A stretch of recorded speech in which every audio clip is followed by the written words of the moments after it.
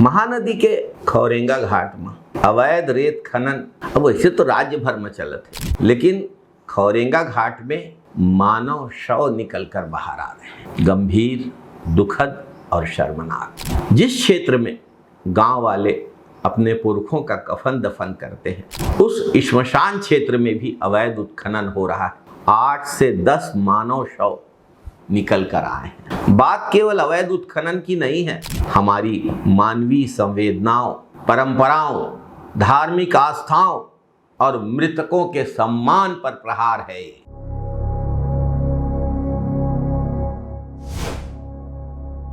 रेत माफिया के हौसले इतने बढ़ गए हैं भाजपा सरकार में कि वे संरक्षित क्षेत्रों में, प्रतिबंधित क्षेत्रों में बेखौफ होकर उत्खनन कर रहे हैं। गांव वाले शिकायत कर रहे हैं, विरोध कर रहे हैं, लेकिन सरकारी कार्यवाही नहीं होती। शिकायत करने वालों को, गांव वालों को धमकियां जरूर मिलती हैं। यह कड़वी सच्चाई है। कानून व्यवस्था और प्रशासनिक तंत्र की गंभीर विफलता है ये। गांव वालों का सीधा आरोप, श्मशान घाट जैसी पवित्र भूमि को नहीं छोड़ा गया। रेत के लालच में उसे भी खोद कर रख दिया गया।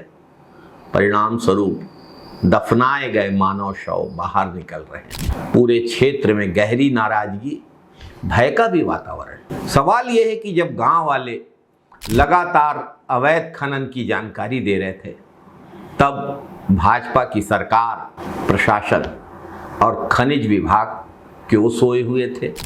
समय रहते प्रभावी कार्यवाही क्यों नहीं की गई?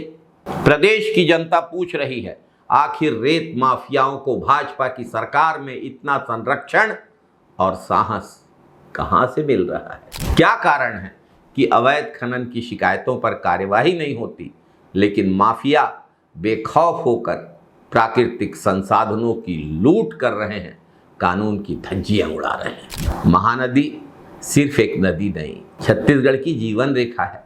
इसके तटों पर जो गांव बसे हुए हैं, उन गांवों की आस्था, उन गांवों की संस्कृति, उन गांवों का पर्यावरण महानदी से जुड़ा हुआ है। और यदि इन गांवों के श्मशान घाट भी सुरक्षित नहीं है, यदि इन गांवों के बुजुर्गों को जहां दफनाया गया है वह स्थान भी सुरक्षित नहीं है, मृतकों का सम्मान भी सुरक्षित नहीं है, तो भाजपा सरकार के लिए इससे बड़ी शर्म की बात और कुछ नहीं हो सकती। इस पूरे मामले की निष्पक्ष और उच्च स्तरीय जांच आवश्यक है। अवैध रेत खनन में शामिल सभी दोषियों पे कड़ी कार्यवाही हो और इतने दुस्साहसी रेत माफिया को संरक्षण देने वाले सत्ताधीशों को कानून के दायरे में लाया जाना आवश्यक।